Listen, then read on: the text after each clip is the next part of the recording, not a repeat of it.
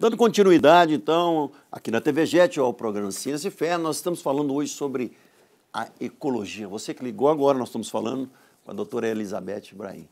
Mas você estava falando, então, da consciência de nós, como cristãos, de termos essa uma atitude, acho que nem só uma atitude, mas um ativismo, né? Como Martin Luther King foi um ativista, né, do preconceito racial, da emancipação negra, nós devemos ser um ativista também da ecologia, porque Deus nos deu isso aqui, é muito bonito isso, né? A natureza é maravilhosa, né? Na verdade, quando se fala em ecologia, é um termo extremamente amplo, né? Você tem, nesse país, por exemplo, vários biomas, né? Você tem a Mata Atlântica, tem a Floresta Amazônica, tem o Cerrado, Pantanal. Caatinga, Pantanal.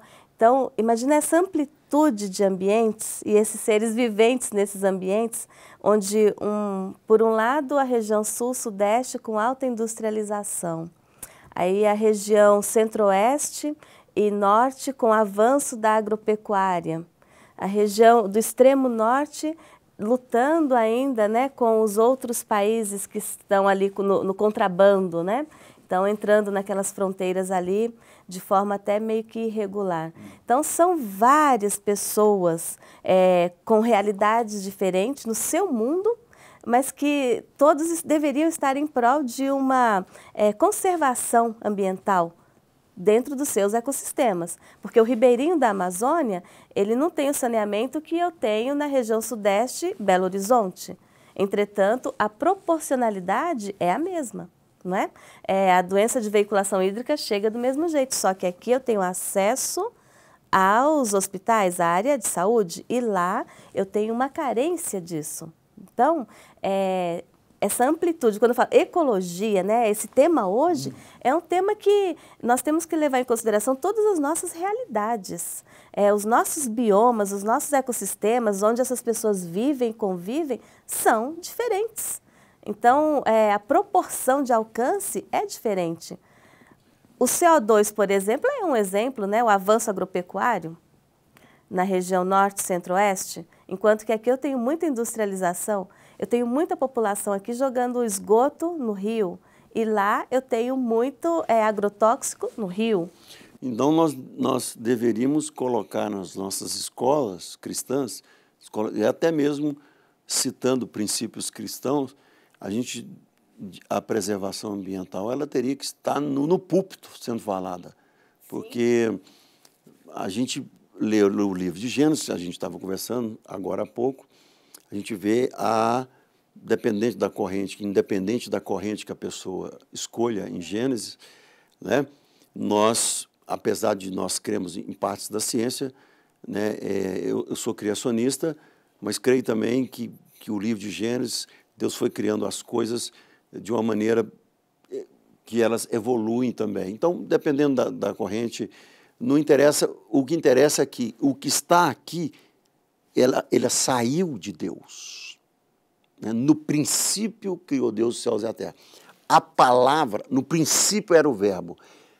Tudo que veio a existir fora da Trindade, que é autoexistente e atemporal, ela existiu pelo um poder dito da palavra.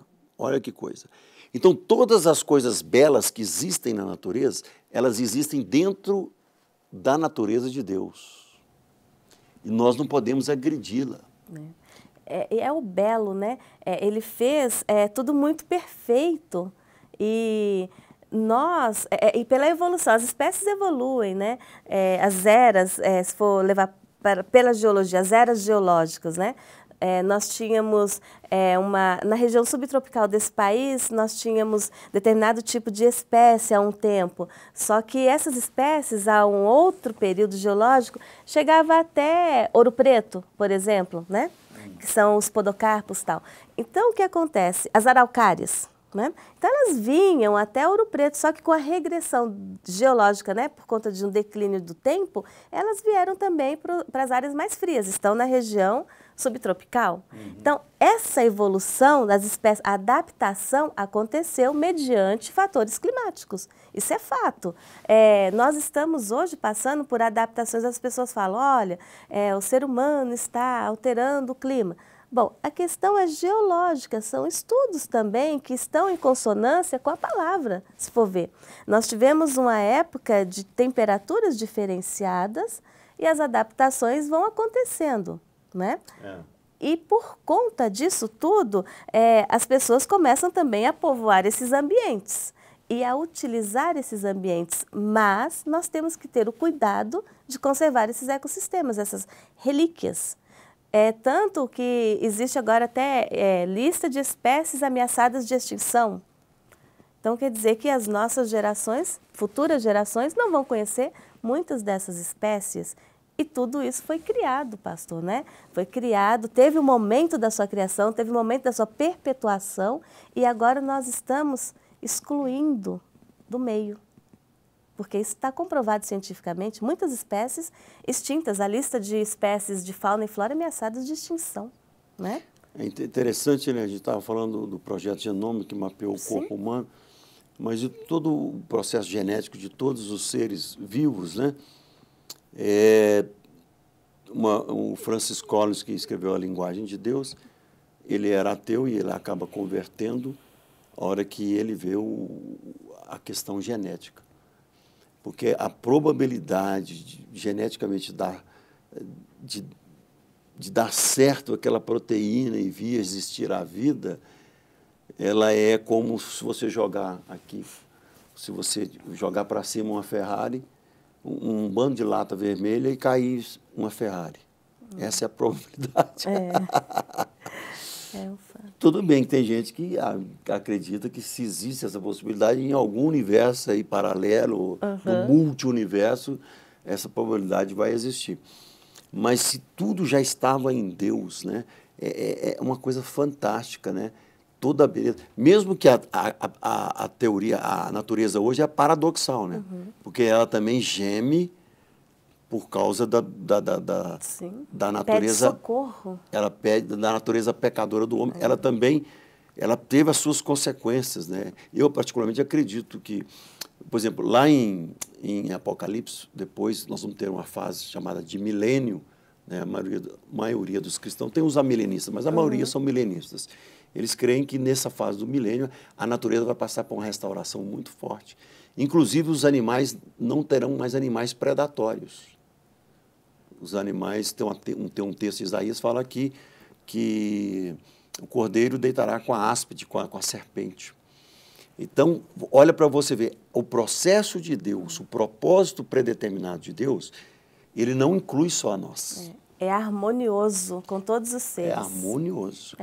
E a coisa mais impressionante, doutor, é que no final do Apocalipse, fala que a Nova Jerusalém desce e, segundo a Pedro, fala que pelo fogo os elementos serão transformados. Deus não vai jogar esse universo fora, ele vai restaurar. E esse termo restaurar é providencial, porque dentro da ciência você tem recuperar e restaurar. E restaurar é, de fato, trazer a sua origem, ou seja, essa harmonia, né, que está na palavra. Então, restauração é, de fato, trazer a origem, voltar ao que era antes. Não é? E recuperar, não, veja que não é recuperar, é restaurar. Recuperar seria apenas um paliativo, não é? Poderia ser de uma outra forma. O próprio universo está expandindo. Exato. Mesmo que não haja um apocalipse, há um apocalipse na ciência. Sim. Porque se ele está expandindo, a gravidade vai afastar tanto as galáxias que não vai ter mais vida, vai ter um congelamento, né? Um aumento total da entropia. Exatamente. Que vai... Ou ele vai ter o Big Crunch, que é que ele vai implodir para si. Então, há um apocalipse na ciência. Verdade, está, né? Iminente, né? Assim, para os olhos, iminente, né? De todo jeito. Se nós estivéssemos errado na ciência há um apocalipse. Existe. Existe um apocalipse. Então, sempre vai convergir. Existem pessoas que desacreditam, mas como nós estamos profundamente discutindo isso aqui, você vê que sempre converge, né, a parte da fé com a parte da ciência. Vai ter essa convergência mesmo. Existe essa necessidade, portanto, de nós atentarmos a buscar o que é mais correto sempre. Por quê? Se já está tendenciando a uma linha onde não está exaustiva a exaustão do planeta Terra, vai fazer com que nós teremos que nos adaptar. Nós vamos nos adaptar a quê? Para onde nós vamos? Com rios contaminados, com a poluição, resíduos, né, em partículas sólidas em suspensão, onde eu não consigo mais respirar, com a falta de água, não é verdade? Que estamos nessa iminência já está sendo... Então, quer dizer, se nós não agirmos de uma forma mais convergente com o que é correto, para onde nós vamos? Exatamente. Então, é macro. É macro. O próprio universo também caminha, e isso não nos tira o dever de, se mesmo que tudo caminha para uma destruição, de nós não preservarmos aqui agora, enquanto estamos vivendo até a volta de Cristo. Essa não nos tira essa responsabilidade. Mas o assunto é muito profundo. Eu tenho estudado bastante aí a cosmologia, né, a astronomia, que a gente vê aí os pensadores, os filósofos, é um projeto, né, esse fato, né, o princípio andrópico, por exemplo, né, o fato de nós existirmos num planetinha do nada, bilhões de galáxias, ainda estão procurando um planeta parecido com o nosso para ver se tem condições de desenvolver vida, não se achou ainda, né? Não tem. Então, nós estamos num Édenzinho aqui pequeno, que tem água, que tem vida, que tem biodiversidade, dentro de uma galáxia que também não é a maior galáxia. E estamos patinando, não é? Estamos patinando, porque cada dia uma novidade, não? Das ações humanas. Pastor, eu friso muito as atitudes, quando o senhor fala levar para o púlpito, levar para a escola dominical, levar para o dia a dia. Nós temos que não só estar falando disso entre nós, mas as pessoas que faltam esse conhecimento, por falta, não, às vezes, de oportunidade, porque eu volto novamente. No direito disse que a lei, a legislação não aceita, né, o direito, que nós tenhamos desconhecimento do próprio. Ou seja, a lei está para todos, ela está divulgada para todos, né? Da mesma forma que a palavra de Deus, o que é certo e errado. Eu aprendi algo que é extremamente marcante na minha vida. Jamais aponte o erro de alguém, porque 3 contra você e Deus está te vendo. Não é? Jamais aponte. 3 contra você. Porque Deus... se você está vendo algo errado que alguém está fazendo, haja 3 vezes melhor demonstrando uma ação, porque Deus está te honrando por isso. E se cada um pensasse assim, será que não seria melhor o dia a dia? Por isso que nós temos que falar de público. De púlpito. Temos. O púlpito é para, né, a criação é um princípio de Deus. Exatamente. Saiu de Deus. Saiu de dentro de Deus. Verdade. Antes de existir alguma coisa, Deus que é eterno, só Ele existia, porque Ele tem alta existência em si. Então, se há alguma coisa que existe, saiu dele. Dele. Nós que cremos assim. Verdade. Então, nós estamos finalizando. A doutora vai estar no próximo programa conosco de novo. E nós queremos trazer isso para você. Nós queremos terminar com a oração. Você, pastor, ensina, né? Quem tem escola dominical, ensina também que nós devemos preservar a natureza, que isso o cristão ele deve preservar a natureza. No próximo programa eu gostaria de contar uma experiência quando eu converti, como que eu entendi isto. Mas vamos fazer uma oração. No próximo programa a doutora vai fazer uma oração, porque ela é cristã também e ela vai compartilhar essa oração conosco.